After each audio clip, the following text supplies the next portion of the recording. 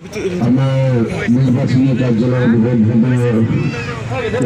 সভাপতিদের তথা আমার মাঝে উপস্থিত আছে बिहार से आए हुए मेरे भाई मुस्तक आजम जी আমার মাঝে উপস্থিত আছে আমার ব্লক কংগ্রেসের মুখ্য নির্বাহক আমার মাঝে উপস্থিত আছে এই অঞ্চলের জ্যেষ্ঠ মুরব্বিয়ান হুমাস যুবক বন্ধুসকল আৰু আমাৰ মাতৃসকল যেহেতু মই আপোনালোকৰ এই অঞ্চলত নিৰ্বাচন সম্পৰ্কত প্ৰথমবাৰৰ কাৰণে ইয়াত প্ৰদাপন কৰিছোঁ আৰু আপোনালোকে এই অঞ্চলৰ পৰা আহি আমি সকলো এই নিৰ্বাচনী কাৰ্যালয়ত উপস্থিত হৈছোঁ তাৰ বাবে আমি সকলো আল্লাহ শুক্ৰিয়া আদায় কৰোঁ আলহামদুলিল্লাহ আজি যিসকলে মোক মাতি এই সভাত উপস্থিত কৰাই আপোনালোকৰ সন্মুখত দুই এষাৰ কথা ক'বলৈ যি সুযোগ কৰি দিছে তেখেতসকলক মই আন্তৰিক ধন্যবাদ জ্ঞাপন কৰিছোঁ আজি ইতিমধ্যে আপোনালোকৰ মাজত উপস্থিত আমাৰ কংগ্ৰেছ দলৰ নেতাসকলে বিভিন্ন ধৰণৰ আপোনালোকৰ বুজনি দিছে ভাষণৰ মাধ্যমত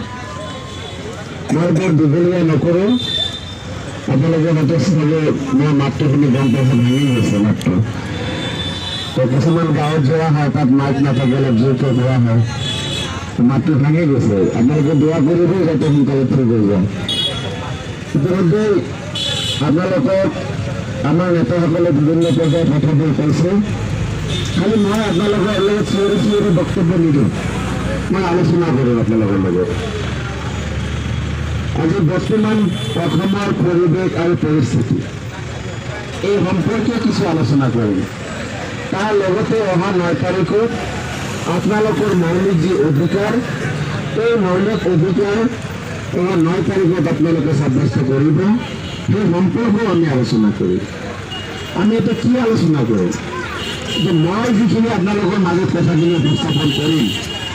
সেই কথাখিনি যদি মই বিশ্বাস কৰিছোঁ